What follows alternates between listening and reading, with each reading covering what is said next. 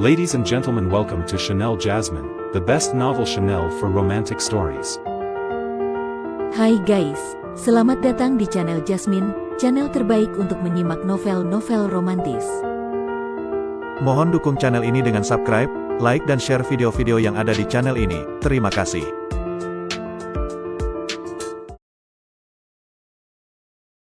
Kaisar Agung Seni Bela Diri bab 1218. Wuung, menara Huang melesat ke udara, menghantam formasi emas yang diciptakan dari gulungan milik Tianjin dan menghancurkan sangkar cahaya yang menyekap Luo Xiu. Namun, pedang emas milik Tianjin senjata jiwanya sudah terlanjur meluncur, hendak mengakhiri hidup Luo Xiu.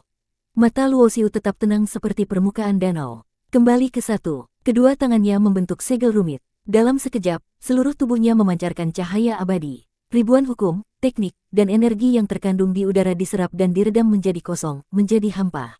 Serangan dari pedang emas yang maha dahsyat itu dipaksa melemah lapis demi lapis oleh efek teknik segalanya menjadi kosong. Boom, teknik kembali menjadi satu, dan pedang emas bertabrakan. Ledakan kekuatan yang luar biasa mengguncang alam, bahkan membuat pewaris tahap keempat yang sedang mengamati dari jauh ikut hancur tubuhnya karena getaran energi.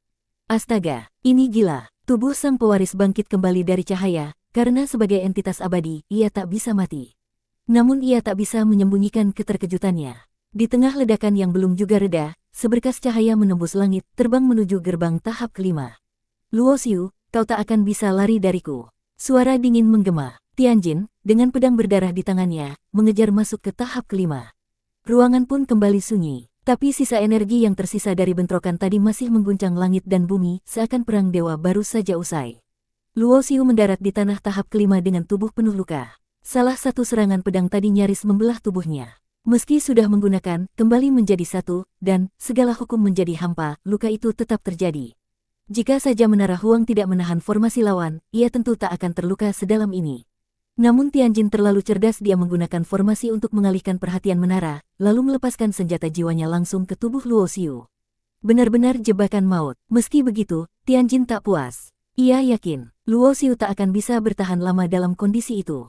Begitu Luo Xiu melangkah di tahap kelima, dia langsung dikejutkan oleh suasananya berbeda dari keempat tahap sebelumnya yang gersang dan kosong. Tempat ini bagaikan dunia surgawi, langit jernih, pegunungan hijau, sungai jernih mengalir, dan sinar matahari bersinar hangat.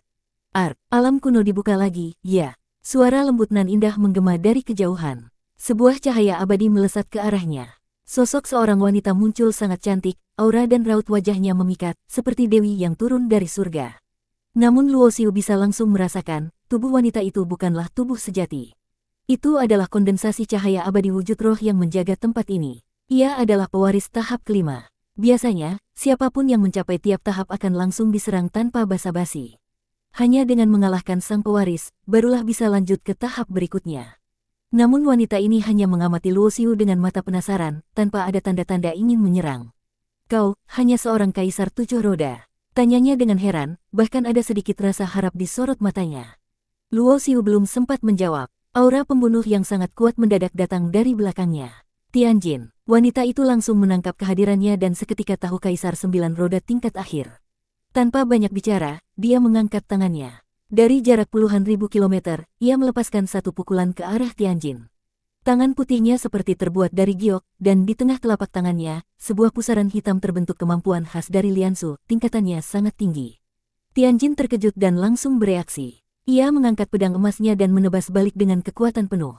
Namun pedang itu, lenyap dalam pusaran seperti batu dilempar ke laut, tak meninggalkan riak. Apa? Tianjin benar-benar terkejut. Ia adalah kaisar 9 roda puncak, penguasa 2 dao agung, emas dan kehampaan. Tapi serangannya, sama sekali tak berarti di hadapan wanita ini. Ia buru-buru memanggil senjata pertahanan dari tubuhnya. Namun dalam sekejap, senjata itu hancur jadi debu. Wanita ini telah menjaga tahap kelima selama entah berapa ribu tahun. Penguasaannya atas Liansu sudah mencapai tingkat yang mengerikan. Luo Xiu bisa merasakannya, wanita ini telah mencapai puncak dao agung kehampaan, bahkan mungkin kesempurnaan mutlak. Dalam dunia kultivasi, setelah mencapai kaisar 7 roda, perbedaan kekuatan tak lagi terletak pada tingkat, tetapi pada kedalaman pemahaman akan dao. Mereka yang mampu melangkah hingga ke tahap kaisar 7 roda, semuanya telah menyentuh esensi dari dao agung. Dalam sistem pemahaman terhadap dao, kekuatan bukan hanya ditentukan oleh tingkat kultivasi, tapi juga oleh tingkat penguasaan dao yang dibagi menjadi 5, permulaan, kecil, besar, puncak, dan sempurna. Bahkan dalam satu tingkatan seperti permulaan, masih terbagi menjadi awal, pertengahan, akhir, puncak, dan sempurna. Perbedaan antara seseorang di tahap awal dengan seseorang di tahap akhir bisa sangat besar, bahkan bisa dibunuh hanya dalam satu serangan. Kini, baik Tianjin maupun pewaris tahap kelima sama-sama berada di level Kaisar 9 Roda, tapi tingkat pemahaman mereka terhadap Dao jauh berbeda. Jika Tianjin hanya berada di pertengahan kecil, maka wanita cantik yang menjadi pewaris telah mencapai puncak, bahkan sempurna di tahap itu. Tidak, aku tidak terima. Tianjin meraung, tapi tetap tak mampu melawan. Meski mengerahkan seluruh kekuatannya, ia tetap dihapus dari eksistensi oleh sang pewaris. Itulah perbedaan tingkat Dao yang sesungguhnya. Meskipun kekuatan jalan abadi Luo Xiu berada di atas Dao agung biasa, namun karena kultivasinya masih rendah, kekuatannya baru setara dengan Dao kecil tingkat pertengahan, kurang lebih setara dengan Tianjin. Jika Tianjin saja bisa dibunuh begitu mudah, maka Luo Xiu pun tahu, dirinya sedang menghadapi bahaya yang belum pernah ia rasakan sebelumnya.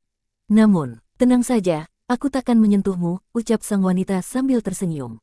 Luo Xiu menatap tajam. Apa maksudmu? Sesuai dengan aturan yang ditetapkan oleh Sang Abadi Liansu, siapapun yang bisa mencapai tahap kelima dengan kultivasi Kaisar 7 Roda telah melewati ujian pertama.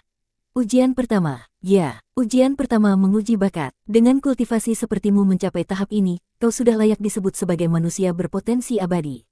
Wanita itu menambahkan dengan tatapan mengagumi, sejak awal zaman, kaulah satu-satunya Kaisar 7 Roda yang berhasil sampai ke sini. Sementara Tianjin, meski merupakan Kaisar 9 Roda, seharusnya harus mencapai tahap ke-7 untuk bisa lulus ujian pertama. Tapi, penjaga tahap ke-6 adalah seorang Supreme. Luo Xiu mengangguk perlahan. Penjelasan ini sangat masuk akal. Secara umum, hampir mustahil bagi seorang Kaisar 7 Roda untuk menembus penjaga tahap ke-4, apalagi kelima karena mereka semua adalah Kaisar 8 Roda puncak. Namun, jika seseorang memiliki potensi abadi, maka dengan jalan abadi, ia bisa melampaui batasan tersebut.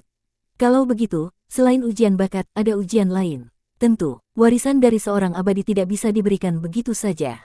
Sang wanita tersenyum lembut. Ujian kedua adalah pemahaman.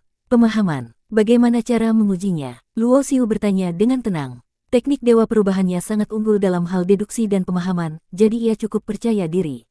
Ikut aku. Wanita itu membuka gerbang cahaya dan melangkah masuk. Luo Xiu mengikuti tanpa ragu. Begitu memasuki ruang baru, Luo Xiu disambut oleh seorang pria besar berotot, tubuhnya penuh dengan urat seperti naga, memancarkan aura kekuatan yang luar biasa.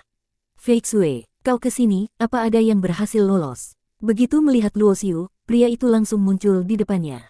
Kaisar 7 Roda menembus tahap kelima. Hebat, ini benar-benar bakat manusia abadi. Meskipun pria itu tidak memancarkan aura apapun, Luo Xiu merasa ancaman yang sangat besar. Instingnya berkata kekuatan pria ini bahkan bisa menyamai kakaknya, Dugu, seorang Supreme jenius pedang. Jika pria ini bisa membuatnya merasa seperti itu, maka tanpa ragu lagi, dia pasti berada di puncak mendekati Supreme, atau bahkan, setara. Anak muda, semoga kau bisa lulus ujian pemahaman ini. Ia menunjuk ke kejauhan, di mana terdapat sebuah batu prasasti tua berdiri, diselimuti oleh aura zaman yang sangat purba. Di batu inilah tertulis rahasia teknik dari Sang Abadi Liansu. Dengan kultivasimu saat ini, jika kau bisa memahami seluruh isi batu itu hingga tuntas, maka kau akan dianggap telah menguasai teknik Liansu di tingkat kecil, dan ini menunjukkan bahwa pemahamanmu layak disejajarkan dengan manusia abadi.